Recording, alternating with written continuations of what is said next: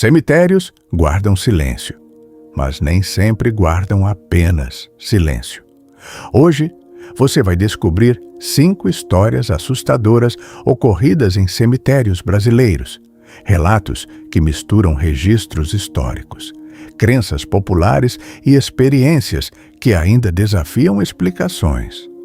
Quando a memória encontra o medo, o passado nunca está realmente enterrado. Eu sou Ivan Lucas e você está no Folclores e Lendas pelo Mundo. Caso 1. A Loira do Cemitério da Consolação. No coração de São Paulo, um dos cemitérios mais antigos do país tornou-se palco de uma das lendas urbanas mais persistentes do Brasil. O Cemitério da Consolação foi inaugurado em 1858. Ali estão sepultadas figuras históricas, artistas e políticos. Isso é fato documentado. Mas, paralelamente à história oficial, surgiu uma narrativa que atravessou gerações. Reza a lenda que uma mulher loira, vestida de branco, aparece entre os túmulos durante a noite. Há registros orais que sugerem que motoristas e visitantes relataram encontros inesperados com essa figura, descrita como silenciosa e de olhar fixo. Nem todos os pesquisadores concordam sobre a origem da lenda. Para muitos estudiosos do folclore urbano, trata-se de uma adaptação brasileira do arquétipo da mulher fantasma, comum em diversas culturas. O que é fato? Não existem registros oficiais que comprovem aparições sobrenaturais. O que existe? Relatos persistentes, repetidos por décadas. Do ponto de vista simbólico, a loira do cemitério representa mais do que medo. Ela encarna o arquétipo da sedução e do perigo, a figura que atrai e, ao mesmo tempo, ameaça. Na psicologia analítica, essa imagem pode ser associada à sombra coletiva, o medo do desconhecido projetado em forma humana. Cemitérios preservam memórias, mas também revelam aquilo que preferimos não encarar, a finitude. E o medo da morte raramente fica em silêncio. Caso 2. A Menina do Cemitério, São João Batista. No Rio de Janeiro, o cemitério São João Batista guarda histórias que ultrapassam registros civis. Entre elas, destaca-se a narrativa da Menina que Chora. Segundo relatos populares, visitantes afirmam ouvir choros ou passos leves próximos a antigos mausoléus. Não há documentação oficial que confirme tais acontecimentos. Há, sim, tradição oral consistente, transmitida entre funcionários e moradores da região. Para muitos, essas histórias surgem em ambientes marcados por forte carga emocional. O cemitério concentra despedidas, luto e memória. Do ponto de vista psicológico, sons inexplicáveis podem ser interpretados como resultado da sugestão e da expectativa. Ambientes silenciosos intensificam percepções, mas a lenda permanece. Simbolicamente, a figura da criança fantasma evoca inocência interrompida. Representa a ruptura precoce, o medo da perda irreparável. Na filosofia existencial, a morte infantil desafia a ideia de ordem natural. Questiona o sentido, expõe nossa fragilidade. O cemitério torna-se, então, palco de um conflito interno, entre razão e emoção. E esse conflito é profundamente humano. E agora, só um recadinho.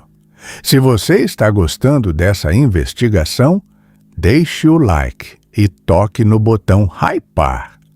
Esse gesto fortalece o canal e leva o vídeo ainda mais longe.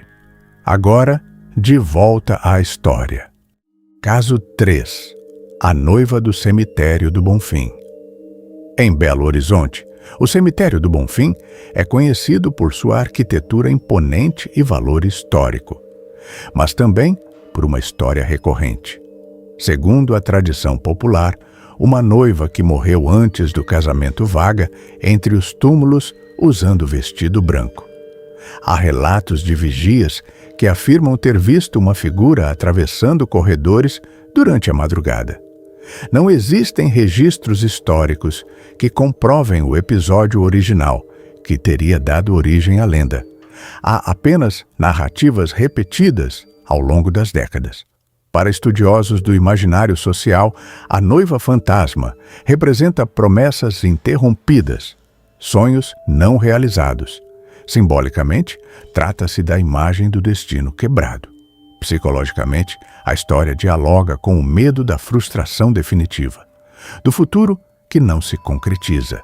O vestido branco deixa de simbolizar celebração, passa a representar ausência. A lenda sobrevive porque fala de perda, e perda é experiência universal. Caso 4. O mistério do cemitério da Santa Casa. Em Porto Alegre, o cemitério da Santa Casa abriga túmulos centenários e esculturas que impressionam pela expressividade. Segundo relatos de visitantes, fotografias tiradas no local apresentariam sombras e figuras não identificadas. Alguns atribuem esses registros a manifestações espirituais. Do ponto de vista técnico, especialistas em fotografia apontam explicações como reflexos, longa exposição e efeitos de luz. Nem todos os pesquisadores concordam sobre a origem dessas imagens. O debate permanece aberto entre crença e análise técnica. O fato é que cemitérios, por sua arquitetura e iluminação irregular, favorecem ilusões visuais. Mas a interpretação vai além da técnica. A sombra sempre ocupou papel simbólico central na cultura humana. Representa aquilo que está oculto, o que foi reprimido. Na psicologia, a sombra é parte essencial da identidade, o lado que evitamos reconhecer. Talvez por isso, imagens ambíguas provoquem tanto impacto. Elas nos obrigam a olhar para o que preferimos não ver. Caso 5. O guardião do cemitério de São João. Em Salvador, circula a história de uma figura misteriosa vista caminhando entre túmulos durante tempestades. Segundo algumas tradições locais, trata-se de um guardião espiritual que protege o local. Não há registros documentais que comprovem aparições. O que há são relatos transmitidos oralmente. Para estudiosos das religiões afro-brasileiras e da espiritualidade popular, a ideia de guardiões espirituais está presente em diversas tradições culturais. Simbolicamente, o guardião representa vigilância e limite, a fronteira entre mundos. Filosoficamente, o cemitério é espaço de transição, marca o fim de uma biografia e o início da memória coletiva.